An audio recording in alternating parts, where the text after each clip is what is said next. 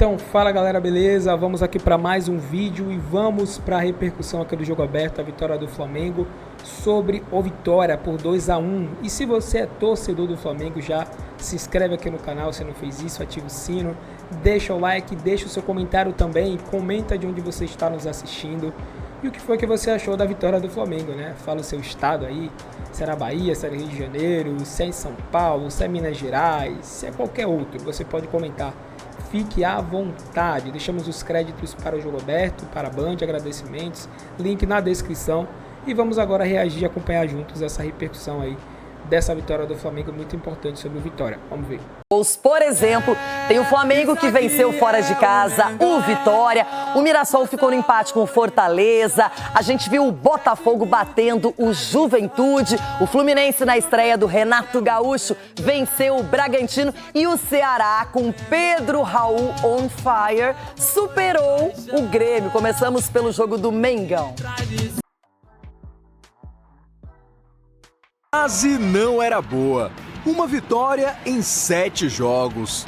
Mas a torcida rubro-negra não quis nem saber e lotou o Barradão em busca de uma virada de chave. Mas quem se sentiu em casa mesmo foi o Flamengo.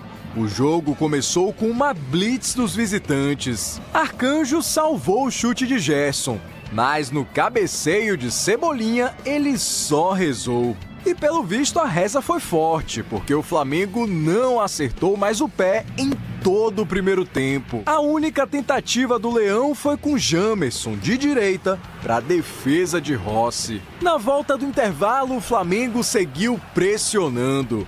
E se o problema era a pontaria, a Arrascaeta resolveu a questão, invocando o Ronaldo na Copa de 2002.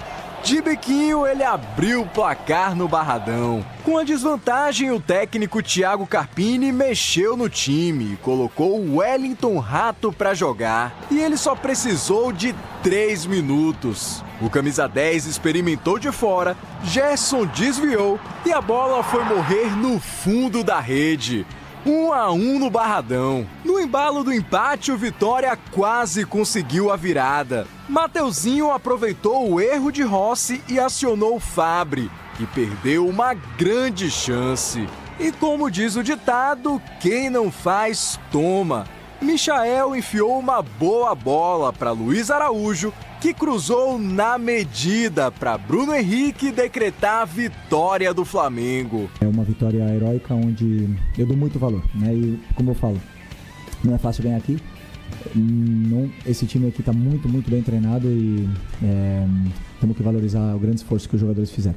Com o resultado, o Flamengo entra no pelotão dos líderes do Brasileirão com 4 pontos e segue invicto na temporada sob o comando de Felipe Luiz. Já o Leão continua sem pontuar no campeonato e chega ao 8º jogo com apenas uma vitória, a pior sequência da era Carpini. E o que me conforta um pouco, mesmo no momento de chateação, que é sempre um momento de derrota, ver esses aspectos de novo de um time competitivo, aguerrido. Eu acho que esse é o nível de competitividade do Vitória. Agora na área do Vitória. Você dizer que o time luta para escapar do rebaixamento pode não soar bem aos ouvidos do torcedor, mas é verdade. Mas está muito próximo do que a gente enxerga, da realidade, né? E a gente tem também um trecho em que ele fala da expulsão, né? Vamos rodar aí as entrevistas dos treinadores, começando pelo Carpini. Em relação à expulsão, eu estou com o mesmo sentimento de vocês, de sem entender. E se você depois buscar nas imagens, o que eu faço? Eu saio correndo com o meu banco, com os meus atletas, que todo mundo pulou a placa e foi comemorar um momento de alegria, de extravasar. E tinha uma bola parada, eu chutei a bola, até pegou no Oswaldo. Pedi até desculpa para ele na hora, mas imaginei que jamais pudesse ser passivo de cartão vermelho, talvez uma advertência, um cartão amarelo. Se eu tivesse ainda chutado a bola para dentro do campo, ou chutado a bola em direção ao meu adversário, alguma coisa do tipo. Mas aí é difícil entender, né, esses critérios. Eu já vi tantos treinadores extravasando dessa maneira, atletas, eu não sei se vai ter o mesmo critério para todos.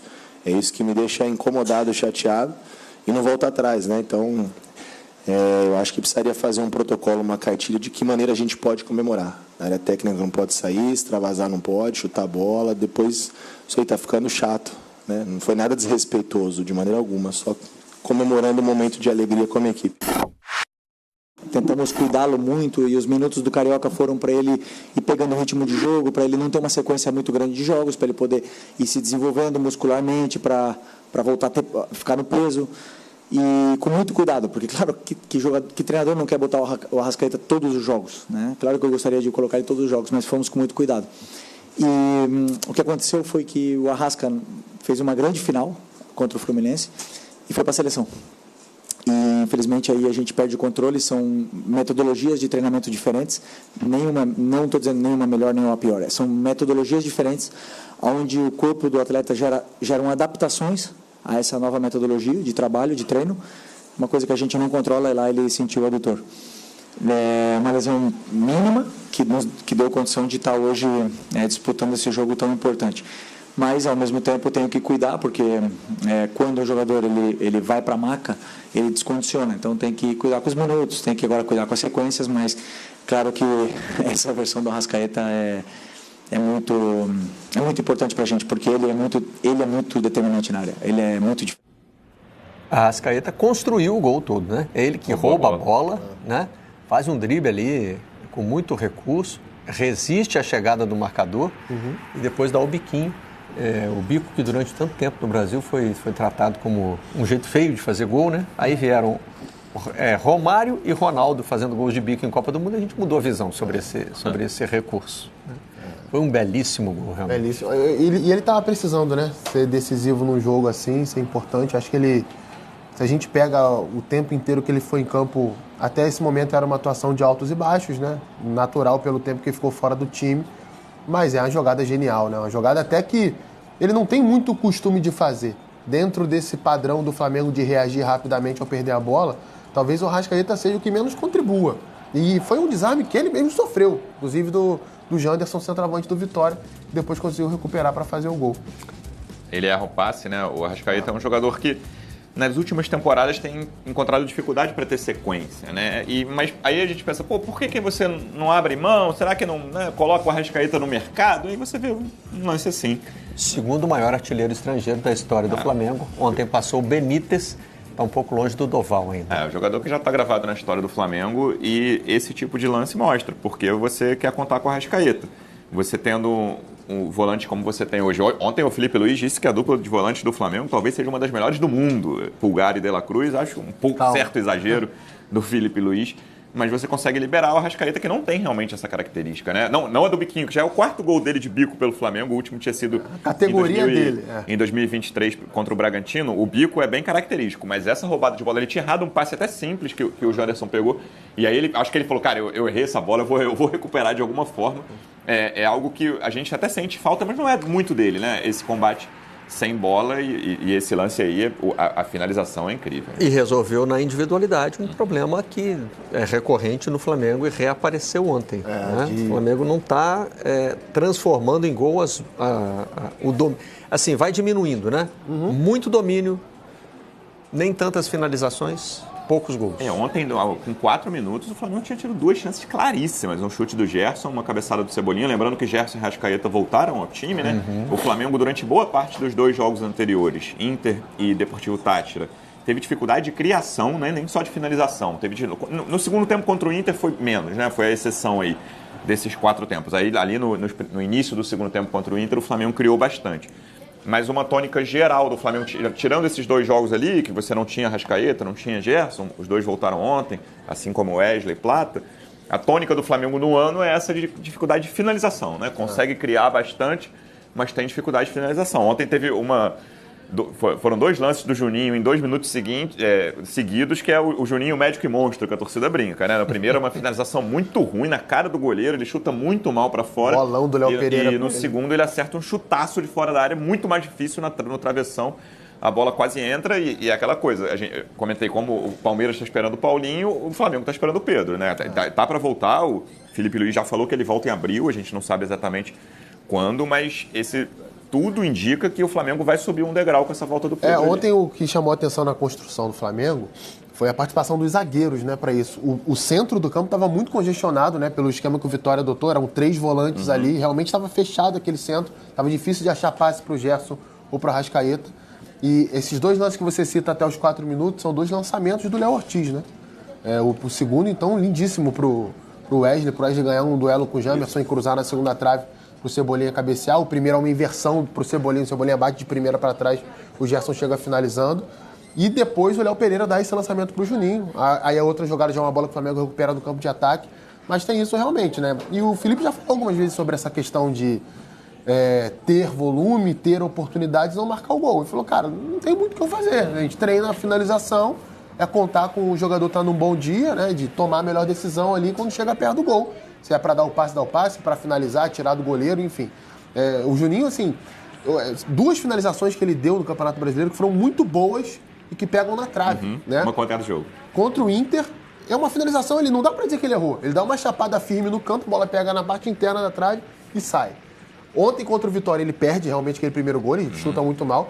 E a outra, cara, ele mete um arco de fora da área que coloca 3 goleiros no gol, tu não pega. A bola bate no trinco e não entra. Então, assim, tem um pouco de azar também na situação, né? Assim como o chute do Wellington Rato do meio da rua desvia e engana o Rossi.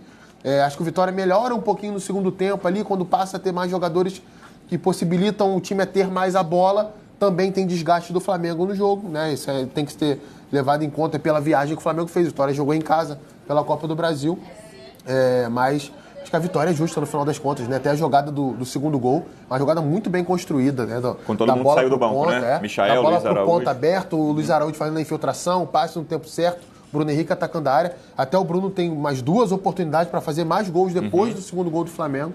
É incontestável para mim. O elenco do Flamengo te dá isso. Um pouco antes, o Plata já tinha dado um bom passe para o Bruno Henrique, que ele não conseguiu. Ele dribla e a bola, o Zé Marcos tira.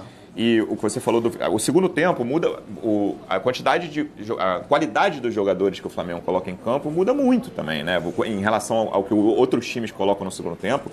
E para falar do adversário, a situação do Vitória não é pela ausência de pontos. Eu acho bem preocupante pela ausência de opções, boas opções que o Carpini tem ali. Você olha para um ataque, ontem foi o primeiro jogo do Eric como titular, né? Eric é aquele que era do São Paulo, já tinha entrado 2 vezes. Ontem foi a primeira vez dele como titular. Mas você olha as opções ofensivas do Vitória, o Mateuzinho, o time é muito dependente dele, ele claramente não está 100%, claramente. E o Vitória ontem teve uma boa chance depois ainda com o Fábio, quando estava 1-1, um erro do primeiro do Rossi, depois do Léo Ortiz. Mas as opções ofensivas do Vitória, e mesmo outras, por exemplo, o Jamerson fez um jogo fraco na lateral, o Claudinho ainda não conseguiu emplacar na direita, que seria o cara para tirar o Cáceres do time, que não vem bem. O Rato não emplacou, apesar do gol de ontem, o Rato não faz um bom início de temporada. O Vitória, eu acho que esse Vitória vai ter muitas dificuldades. Vamos ver, janela de meio do ano, o que vai mudar, o que não vai. Mas talvez, olhando para elenco, é difícil você pensar em 2, 3 elencos piores do que esse na Série A do Campeonato Brasileiro. Você sabe que dos jogos recentes do Vitória, o Danilo pode me ajudar nessa, eu acho que o jogo de ontem foi o menos pior, sabia? A gente estava falando das declarações do Carpini aqui. Quinta-feira, o Vitória faz um jogo... Não, quarta-feira, o Vitória faz um jogo muito ruim em casa. Contra a Católica de Quito. Inclusive, com um jogador a mais, corre um sério risco de perder o jogo, né? E o Carpini vai para a coletiva dizendo que gostou da atuação do Vitória. Então, assim, realmente está sendo complicado aliar uma coisa e outra. Danilo, para a gente se despedir de você, só queria ressaltar que o chute que o Carpini deu na bola não foi de bico, como no gol do Arrascaeta, né? E não pegou em ninguém, né? E aí há pegou no Oswaldo, né? Debate aí. Não, foi de bico sim, ó. Que recome. Eu fiquei com a sensação que ele tinha batido meio com o lado do pé por causa desse movimento final ali, mas eu acho que ele tá de bico mesmo. Carpini foi volante, né? Esse bico aí não deu muito certo, não. O do Arrascaeta deu mais. Agora, falando mais sério sobre esse tema, eu também não sei qual é o critério. Nova essa própria base da bola aí, né? Se ele pega a bola e chuta em cima do bandeirinho, uma coisa. Agora, o cara extravasou. Eu vou até pegar esse gancho. Achei muito exagerado, Barreto. Também. Acho que ficou todo mundo com essa sensação, né, Danilo? Eu vou agradecer a participação do Danilo Ribeiro. Tem aí a súmula, né? Outro motivo para a expulsão: por sair da sua área técnica após o gol de sua equipe e chutar a bola que estava sobre, né? Aí no caso, o suporte multibolas. Então, já aproveitando aqui para agradecer a participação do Danilo, queria ver se a gente conseguia antecipar no que está previsto aqui para falar de Fluminense e Bragantino, o chute que o Renato dá. Galera, então esse foi o vídeo aí, né?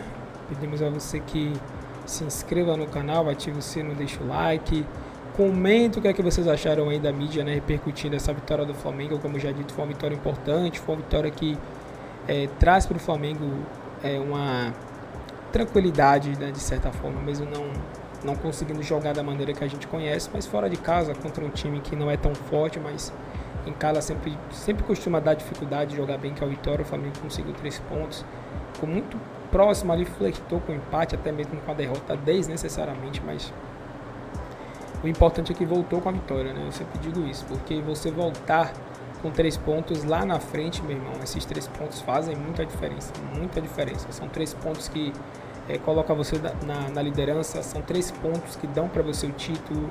Para alguns times são 3 pontos que colocam na Libertadores, são 3 pontos ou falta dos 3 pontos que tiram de uma Libertadores, uma classificação. Então, para o Flamengo que quer brigar, que tem como objetivo esse ano conquistar o Campeonato Brasileiro, são 3 pontos importantíssimos. E a gente sabe, né, o time que menos perder, o time que mais pontuar dentro e fora, é o time que vai conseguir ser campeão. Então, para o Flamengo foi muito bom essa vitória, né, e fica aí os méritos para a Arrascaeta, que fez aquele golaço, também para o Bruno Henrique, que sempre costuma salvar o Flamengo. E é isso, né? A gente espera que o Flamengo melhore cada vez mais. Agora, meio de semana, já tem mais jogo, a gente vai estar acompanhando tudo direitinho. Então, se você curtiu, já se inscreve aí como já pedido, né? Deixa o seu like, comenta se vocês concordam com o que foi falado aí, né? Com polêmicas também. É sempre importante ter aí a sua opinião sobre a partida. Então, esse foi o vídeo, galera. Agradecemos a vocês aí por tudo. Tamo junto e até o próximo.